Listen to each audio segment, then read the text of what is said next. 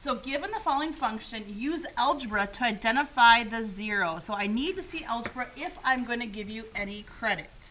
We can use a graphing calculator, by the way, to go back and check our answer. So that's not a problem. Please circle the -8. Let's first start by listing all the possible real zeros. So numbers that divide into 8, plus or minus 1, plus or minus 2, plus or minus 4, and plus or minus 8. The number in front is a 1. When I divide each one of these by 1, it doesn't change anything.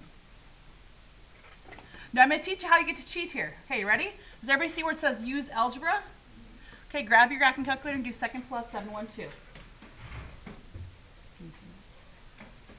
Go to y equals. Make sure to use parentheses. So there's my, oops. There's my x to the third. Yours may look just slightly different. Minus x squared minus 10x minus 8.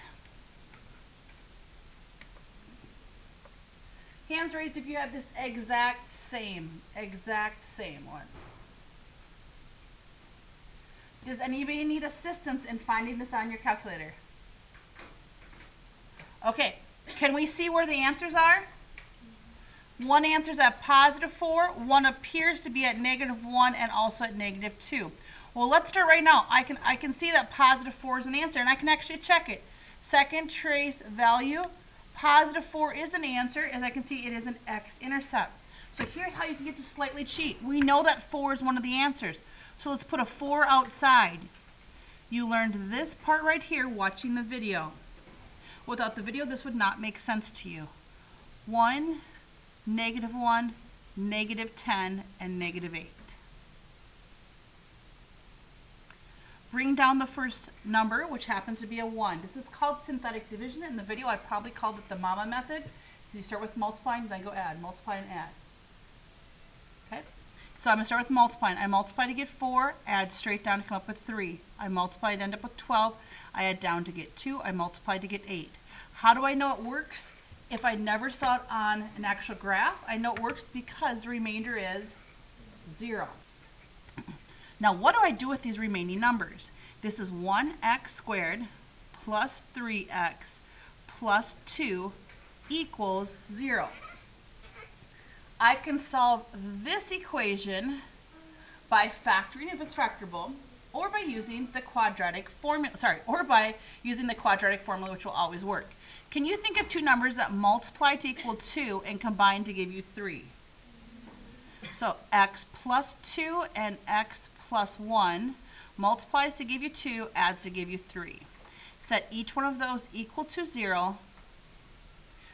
Another answer is -2. Another answer is -1. So I believe my answers are x equals 4, x equals -2, and x equals -1. Let's justify these two answers on the calculator to know that we did it right. Second trace value, type in -2. It works. It's an x-intercept. And second trace value, type in -1. It also works.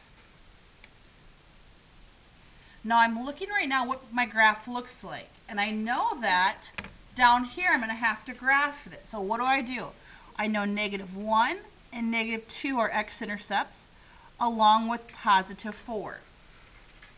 I also know, if I come up here, I also know, give me 1 second, that the y-intercept is -8. So come down to -8.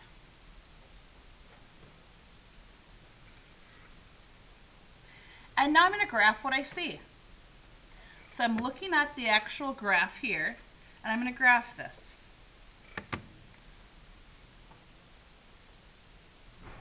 It's a sketch. Again, it's a sketch. So it's not exact, but it's the main idea. Now, why did I choose to sketch it before I did end behavior? That way I have an idea of what it looks like.